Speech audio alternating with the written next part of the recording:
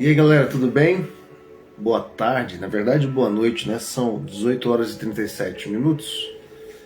Como prometi, resolvi fazer aqui uma live sobre Jordan Peterson, sua vida, né? E carreira. Um pouquinho sobre a sua biografia, carreira e a importância do seu pensamento para os dias atuais, aproveitando que Jordan Peterson esteve no Brasil, precisamente aqui em São Paulo e depois em Santa Catarina, a convite de uma plateia seleta, para poder falar sobre assuntos muito importantes nos dias atuais, que justamente tem a ver com essas questões de significado, significância, de metáforas, né? Ele é muito bom nisso, nessa interpretação da simbologia que ocorre nas mídias, nos filmes, nas propagandas, na religião, uma série de coisas. E ele é uma pessoa assim muito muito influente no mundo. Talvez seja o pensador mais influente em todo o mundo de língua inglesa hoje, né? E estou aqui no conforto de casa, obviamente. Se tiver algum tipo de barulho aí, um cachorro latindo, eu tenho uma cachorrinha aqui que é minha companheira também, né? Então, eu quero falar com vocês um pouquinho sobre o Jordan Peterson. Eu fiz uma pequena divulgação sobre esse autor, que eu penso assim, a pessoa do quilate de Jordan Peterson que veio ao Brasil precisaria ser mais divulgada, né? E a mídia tradicional quase não falou nada, soltou uma pequena nota, muito assim, sorrateira, só para não deixar passar em branco. Mas tem um motivo, tem um objetivo nisso aí que eu gostaria até de falar um pouquinho com vocês depois sobre isso, tá? Por que eles não falaram? Qual o objetivo por trás disso? É uma pena, né? Porque muito do pensamento, do debate dos dias atuais fica inócuo, né?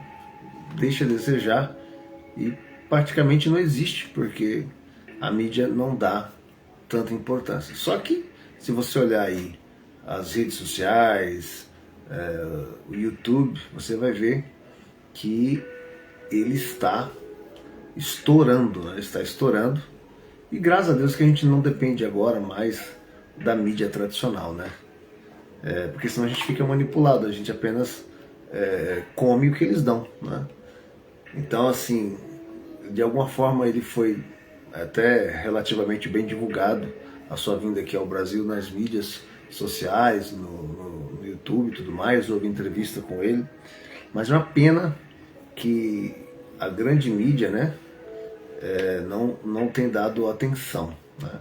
Só que infelizmente por causa dessas coisas a grande mídia tem perdido, né, tem perdido aí o apelo, né, porque existe toda uma intenção política, econômica por trás disso, né?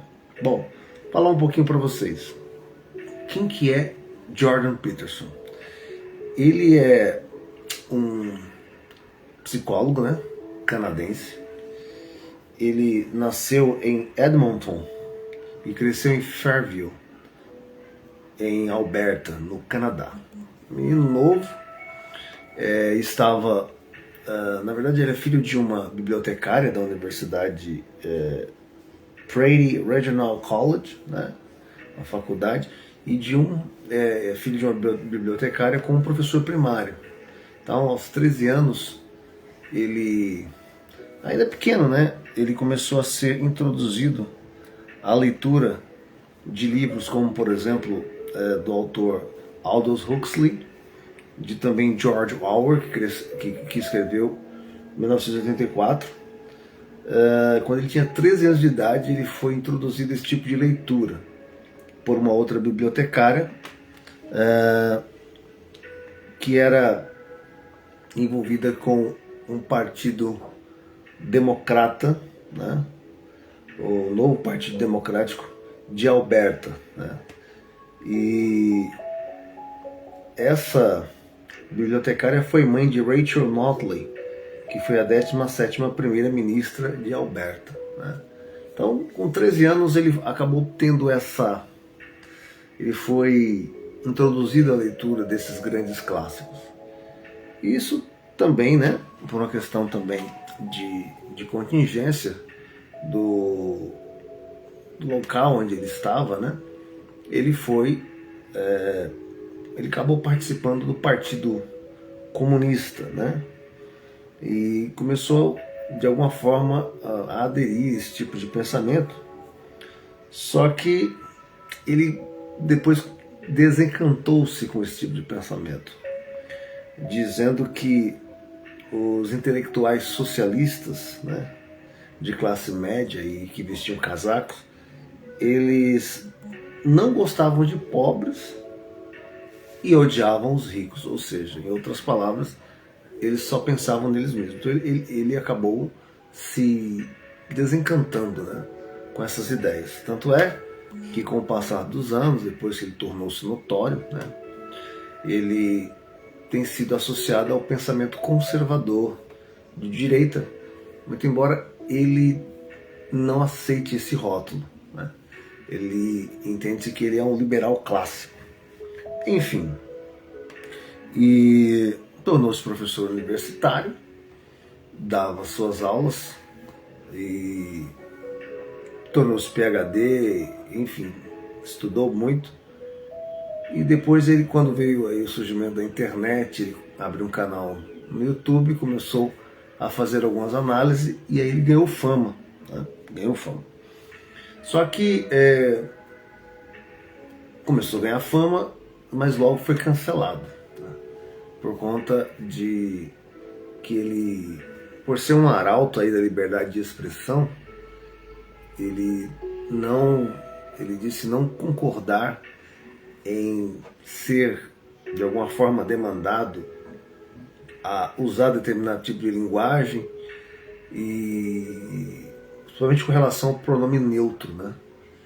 E houve até um episódio com um ator aí, também canadense, que é trans, e ele acabou não usando o pronome com o qual a pessoa se sentia à vontade ou incluída, e isso levou ele a ser advertido pela categoria, né, pelo conselho da categoria de psicólogos. E enfim, aí tem toda uma questão de conflito de agendas e questões ideológicas também, né? Bom, vamos lá. Então o que nós sabemos sobre ele é isso, né, por enquanto. Ele frequentou a Igreja Unida do Canadá com a sua mãe quando ele era pequeno, né? E recentemente ele teve uma experiência muito forte, né? Ele sumiu das redes, ficou um tempo no ostracismo, né, recluso, por conta da sua, vamos dizer assim, ele passou um trauma, né? Passou por um momento difícil que teria deixado trauma, que foi o câncer da sua esposa, né? E ela ficou em tratamento, e isso deixou ele muito ansioso, ele começou a tomar remédio, ele se internou. Só que ele teve uma experiência espiritual, né? A esposa dele acabou, de alguma forma, sendo curada de um câncer, né? Quando ele buscava as questões espirituais, isso teria tornado ele uma pessoa mais espiritualista, e o que ele acabou até, de alguma forma, deixando transparecer nas suas palestras, inclusive na palestra que ele veio aqui ao Brasil. Ele disse que algumas coisas não conseguiriam resposta, o ser humano não conseguiria resposta a não ser buscando a espiritualidade, né? Até ele fez uma brincadeira, indo à igreja ou coisas desse tipo. Eu quero falar um pouquinho sobre algumas obras que ele... Na verdade ele escreveu várias obras, tá? Quero falar sobre 3 obras que ele escreveu. São os 3 livros, talvez os mais importantes. Um deles com certeza é o mais importante que ele escreveu, né? Que realmente eu vou começar a falar do que está estourando aí na Amazon, muita gente comprando, tá? Quero falar sobre 12 regras para a vida e Para Além da Ordem, e depois Mapas do Significado, tá? Vou começar pelo livro top dele, que tá assim, muito... Esse cara ele pensa muito, ele é muito analítico, ele é calçado pela ciência, e ele fala muitas coisas que o mainstream, muitas coisas que choca o politicamente correto, mas as pessoas não conseguem desdizê-lo, não conseguem, elas tendem a admitir que ele está calçado naquilo que ele fala, né? E aí ele tem uma perseguição muito grande por conta da imprensa, da mídia global, né? Daí porque vocês entendem de ele não ter sido divulgado aqui no Brasil, né? Ele é simplesmente um fenômeno assim, fora de série, tá? Se você estiver assistindo aí, dá uma olhadinha, busca aí Jordan Peterson, você que viu aí a divulgação no Facebook, também eu vou divulgar no Instagram, tá? Vou fazer outro vídeo no Instagram depois, ou mesmo compartilhar esse vídeo aí no Instagram, você vai realmente gostar. Vamos lá, 12 Regras para a Vida. É um livro meio que uma pegada de coaching, né? Mas ele tem regras, tem sugestões aqui de ouro, tá? Eu vou falar aqui todas elas. Primeiro, ele sugere a mudança do comportamento. Ele disse que se você andar numa posição fetal assim, você demonstra insegurança, falta de confiança e até desconfiança. Você desperta desconfiança nas pessoas. Então, você precisa andar ereto, ok? Andar de cabeça erguida, ombros para trás, porque essa é uma regra importante para a vida, para as relações, para conquistas, para desenvolvimento, para desenvoltura e etc. Ele também sugere o autocuidado, né? Alimentação, exercício, aquilo que você se envolve psicologicamente e tudo mais, né? Então, claro que, gente, eu estou falando isso aí com rápidas pinceladas. Ele também sugere conexões com pessoas melhores. É claro que isso aqui não é nenhum demérito a você estar a se importar com pessoas que aparentemente não têm nada a te oferecer, longe disso, tá? Mas ele quer dizer o seguinte: olha, sempre você vai ter carência de alguma habilidade e sempre você vai aprender alguma coisa com outra pessoa, tá? Quero mandar um abraço para Josué Souza, que está assistindo aí. Deus te abençoe, tá bom? Mais pessoas assistindo aí, mais pessoas subindo, Deus abençoe. Mas você sempre será enriquecido se você ter a companhia, né? Buscar amizade, o coleguismo, de pessoas de que de alguma forma você admira e tem alguma coisa para te oferecer, te agregar, né? Essa é a realidade. E não é questão de dinheiro, é questão de valores subjetivos, enfim, que possam te tornar um ser humano melhor. Outra coisa que ele sugere: compare-se com você mesmo na linha do tempo. Faça uma autocomparação de você antes e você agora. Evite comparação com outras pessoas, né?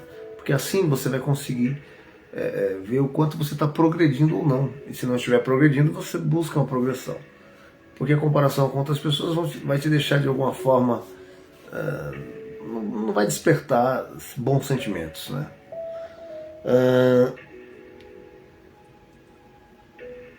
Ensine os filhos a terem responsabilidade e arcarem com as responsabilidades, né? Isso é importante. Não passar a mão na cabeça do filho, da filha, se ele faz uma coisa errada, né? Porque quando ele fizer uma coisa errada, demonstra Ele também sugere um proporcional. Um estímulo proporcional é o seguinte: se eu gostei, eu gostei. Se eu não gostei, eu não gostei. Porque aí você vai saber educar e criar cidadãos de alguma forma condignos da sociedade, né?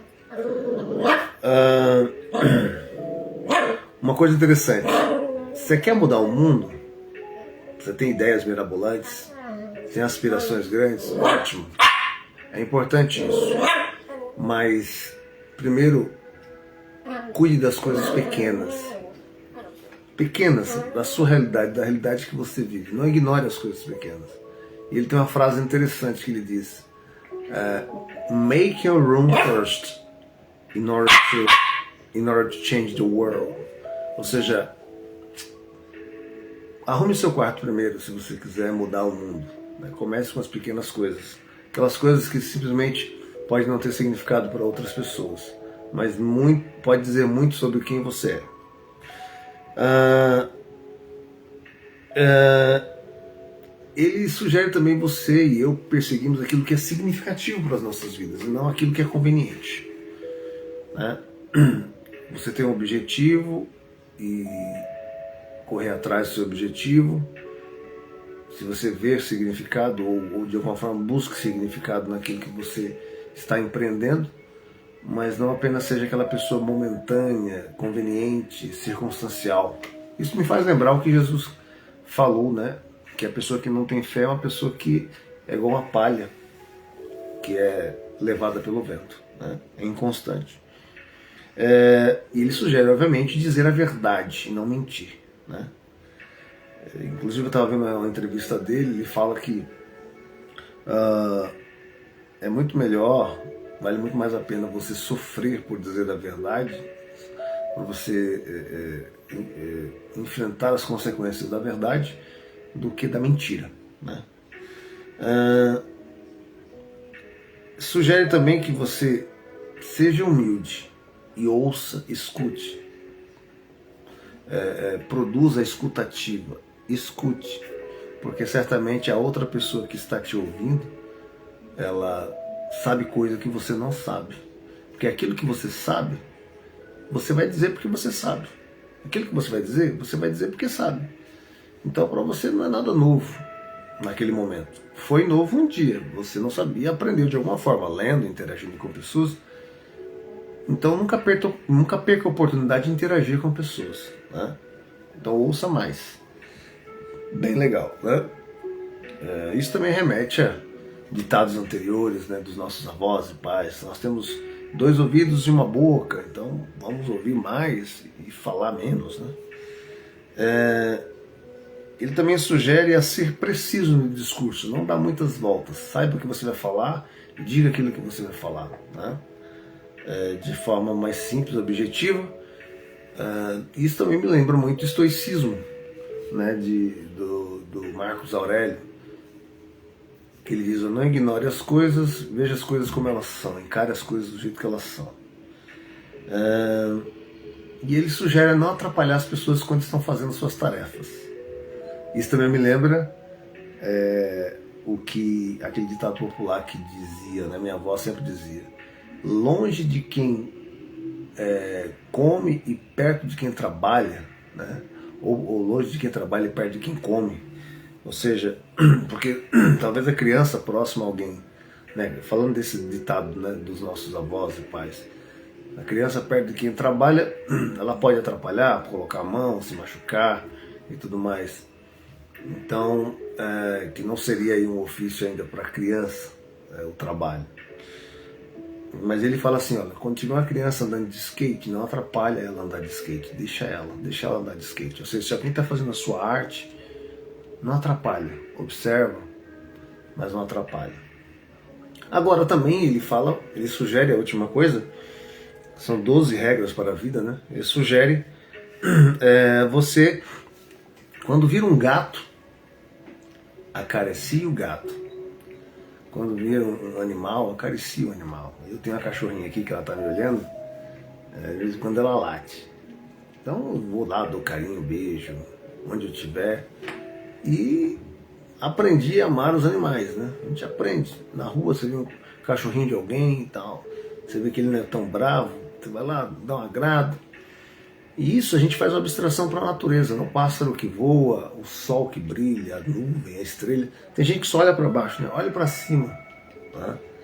Muito bem, essas aqui são algumas Sugestões das 12 regras, né, para a vida, do Jordan Peterson. Tem outro livro aqui que é Para Além da Ordem, muito bom também, que ele critica a falta de conhecimento de causa. As pessoas falam coisas que não sabem, elas se posicionam, elas tomam um lado de forma automática, sem pensar, sem refletir. Muitas pessoas acabam sendo papagaios de pirata, dizem o que não, sobre o que não sabem, né?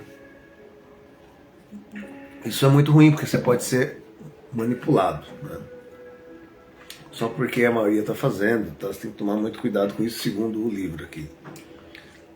Ele também critica a falta de autoconhecimento. As pessoas cada vez menos conhecem sobre si mesmas, sobre sua personalidade, suas possíveis reações ou ações, seus gostos, os seus não gostos, né, seus desejos. Então essa falta de autoconhecimento é muito prejudicial. Então o livro Para Além da Ordem, ele vai tratar exatamente disso, né? Critica a imposição do status quo, ou seja, as pessoas de alguma forma, somente pela questão dessas mídias de grande alcance, até mesmo esse aparelho que aqui está, as pessoas que são influenciadoras digitais, que têm muitos seguidores, elas acabam tendo uma responsabilidade muito grande, elas influenciam outras pessoas. Às vezes, muitas das vezes, elas são cooptadas pelo sistema de pensamento, pela questão política, e emprestam a voz, a imagem, para influenciar o adolescente, o adulto, até mesmo, que acaba sendo alienado, né? Porque a gente acaba não tendo muito tempo, trabalhar muito, não tem muito tempo para refletir, para pensar, para ler um livro, para criticar, para analisar, para assistir um debate. O brasileiro, principalmente, é muito voltado à cerveja, futebol, samba, vai para a igreja, às vezes não assiste não ouve, não medita, não reflete, não tem um senso crítico da palavra que é ministrada para os que são religiosos, e acabam aceitando tudo que ouvem, né? E reproduzindo. Então ele fala sobre isso aí. Ele também, por outro lado, além sobre a questão do status quo, né, de não aceitar tudo que o status quo te impõe, também, por outro lado, ele critica a subversão ao sistema. Ou seja, como você vai se revoltar, vai se rebelar, sendo que muitas vezes você é um rebelde sem causa, você não tem uma bandeira, você não tem convicções, você apenas acha, você não está fundamentado, você não sabe por que nem está fazendo aquilo, né? Então ele critica muito isso. Então ele está falando aqui, para além da ordem, né? O título do livro, ou seja, é um resgate à própria humanidade, ao próprio Homo sapiens, né? Para que possa agir em sociedade, para que possa permear a sociedade, né? E por último ele critica o comportamento mecanizado. Claro que tem muito mais coisas que ele fala, né? Foram algumas coisas que eu peguei aqui com a pesquisa que eu fiz. O comportamento mecanizado é aquele comportamento quando você acaba sendo um robô de um sistema, ou você acaba sendo um gado. O pessoal fala muito de gado, né? Poxa vida, você tem um posicionamento político, religioso, filosófico, beleza, ótimo, mas pô, pesquisa, se fundamente, saiba defender, saiba se colocar e respeitando o próximo, trocando com o próximo, que você aprende e ensina, e de repente você até muda ou ajuda alguém a mudar. Isso é muito legal, tudo com respeito, né? E o último livro aqui, antes de falar um pouquinho sobre os pensamentos, dos veios de pensamento, né? O veio de pensamento de Jordan Peterson, e porque toda essa celeuma aqui no mundo, né? E esse cancelamento que ele sofreu, e o não bem-vindo, né, que a imprensa brasileira emudeceu. Antes de falar sobre isso, quero falar sobre o livro Mapas de Significado, em que ele destrincha, é um livro muito, muito denso, ele destrincha o simbolismo, né? O que está atrás do simbolismo. Ele como um bom psicólogo, estudioso, de alguma forma filósofo também, estudioso desses assuntos, ele vai atrás dos mitos, das religiões, as fundamentações filosóficas, para poder fazer-nos entender o que está atrás das letras de música, dos cinemas, do modo com que as pessoas vestem, aquilo que se assiste na TV, aí na Netflix, na Amazon, enfim, no YouTube, e o que está por trás dos discursos na política. Também envolve questões de espiritualidade também porque tem essas metáforas, né, nessas questões de espiritualidade. E uma coisa que ele marcou, é atribuído a ele, que ele falou, e ele até fala fazendo uma referência a esse livro que ele escreveu, é que o resultado de toda a pesquisa dele é que ele passou a acreditar que o marxismo é uma ideologia assassina. Porque, pelo que eu li aqui e entendi, é que todos esses grandes líderes, né, que usaram dessa filosofia, eles mataram muita gente em nome dessa ideologia, e ele estudou o simbolismo por trás de toda essa comunicação de massa, a máquina de propaganda desses grandes impérios, né, e líderes, ditadores, né. Isso, obviamente, não é só no marxismo, também tem a questão da Alemanha, tem o Goebbels, né, a Alemanha nazista, mas aqui ele demonstra bem uma ojeriza, um antagonismo aos pensamentos de esquerda, né. E aí, falando em pensamento, né, para terminar esse vídeo, se você ficou aqui até o final porque você realmente gosta desse conteúdo, vai ficar na internet, por isso ele é cancelado. Aliás, ele ganhou muito mais fama quando ele foi cancelado pela cultura, pela mídia, né, e tudo mais. Quero só contextualizar vocês rapidinho. Nós estamos vivendo uma época em que a comunicação agora é massificada. Eu estou fazendo esse vídeo vai para o Brasil todo, para qualquer lugar do mundo que alcance e entenda a minha língua. Eu poderia estar fazendo esse vídeo em inglês, não teria problema nenhum em fazê-lo, né? Mas eu estou fazendo em português para querer atingir o público mais de língua portuguesa. E obviamente a gente acaba influenciando muita gente com aquilo que a gente fala, né? E tem que tomar muito cuidado com isso. Antigamente não, antigamente você tinha lá, conversava com o vizinho, aí havia aquela fofoquinha de bairro, um ficou sabendo, outro ficou sabendo, outro deixou de saber. Agora não, agora você fala uma coisa na internet, se ela é uma coisa muito polêmica, sobretudo se ela é grave, né?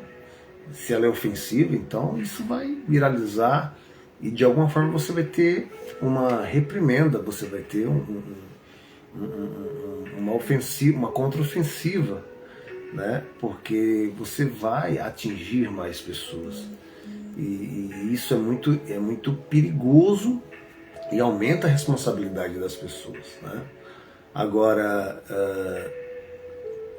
para tanto, né, isso também serviu de plataforma para que pessoas que de alguma forma tenham aí uma influência, elas desenvolvam uma ética, né? Aquilo que elas entendem por ética, de como falar, como se comportar, e o que for fora disso acaba sendo penalizado com esse cancelamento ou a lacração. O pessoal chama de lacrar, né? Você colocar um rótulo na pessoa. Você dizer que isso é certo ou errado é uma linha muito tênue, né? Vai muito mais da consciência e do filtro de quem está assistindo. Porque se as pessoas tivessem realmente um filtro na hora de assistir, de observar, talvez isso nem fosse necessário, né?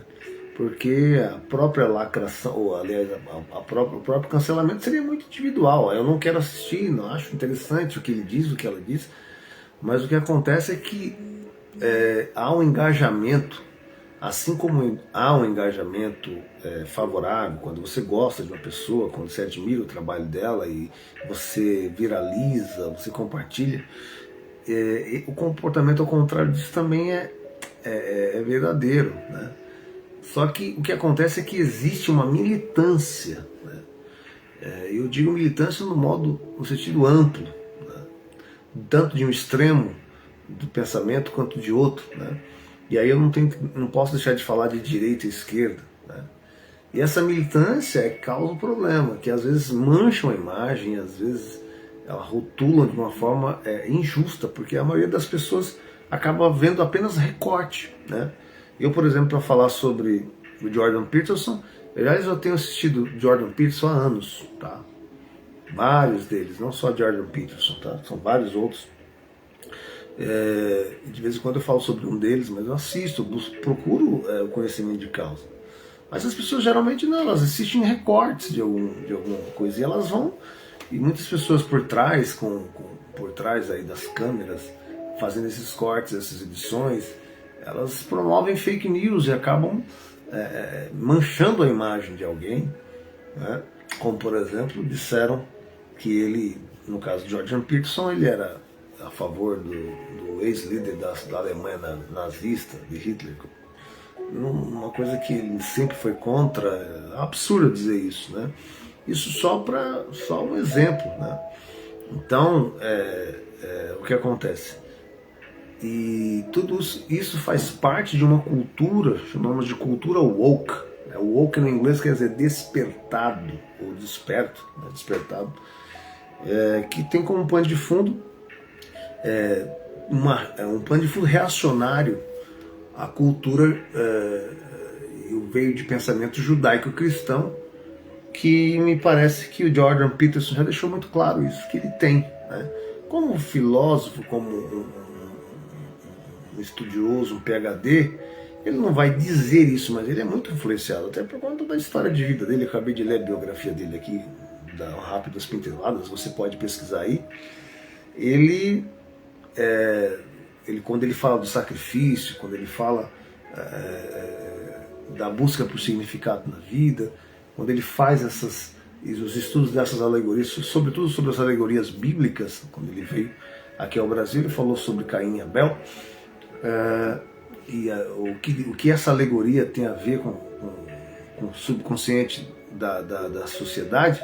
Então ele tem, claro que ele discorda de algumas coisas, obviamente, até nós mesmos discordamos de algumas coisas dentro do mundo religioso, no caso que é religioso, mas ele realmente tem esse veio cultural de formação judaico-cristã. E aí, por existir um mainstream, uma plataforma, uma ética dentro desse meio de comunicação de massa, somente no mundo ocidental, que da cultura woke, a cultura do despertamento, ela acaba sendo uma cultura do despertamento, despertar contra, reacionário, essa cultura, esse sistema de pensamento judaico-cristão. E aí é quando eles resolvem cancelar qualquer um que se posicione de uma forma a não se dobrar perante esse sistema de pensamento reacionário e tudo mais, inclusivo, que eles até colocam como pensamento inclusivo, né? É claro, né? Qualquer ser humano que tenha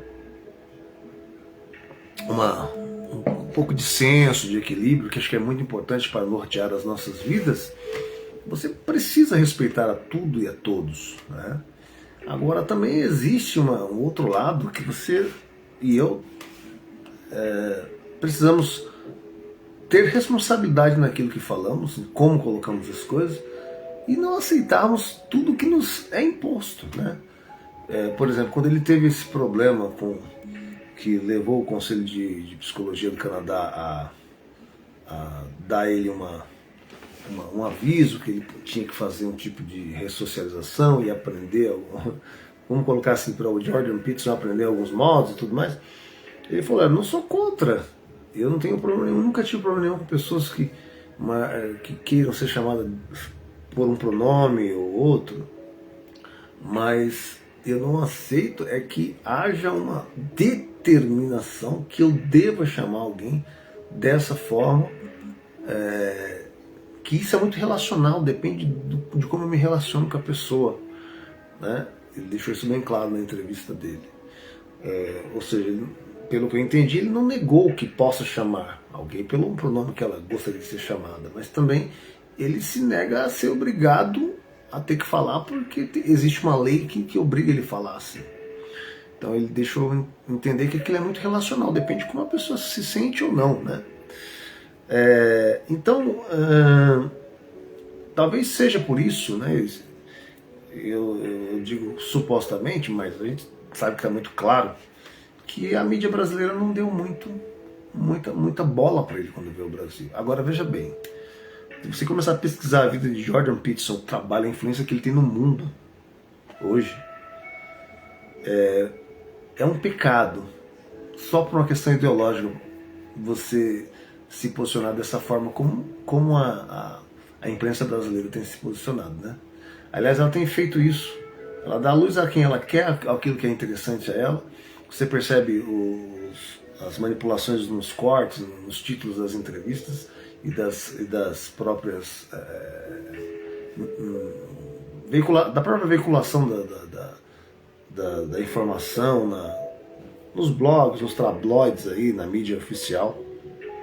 Só que o povo já não está mais engolindo isso, né? Graças a Deus o brasileiro costuma dizer sempre, já acordou. Né? E essa molecada nova tá esperta, tá inteligente, né? Tá observando aí. Então, só um pouquinho sobre Jordan Peterson, tá? O pensamento dele. Se você quiser saber um pouco mais, pesquisa aí, tá? Isso vai ser muito interessante para você. Vou falar mais, tô ficando rouco. E tá tarde, esse vídeo ficou longo e você que viu até aqui porque você gostou do conteúdo. Thank you very much. Muito obrigado. Você que assistiu até o final. Um abraço. Tchau, tchau.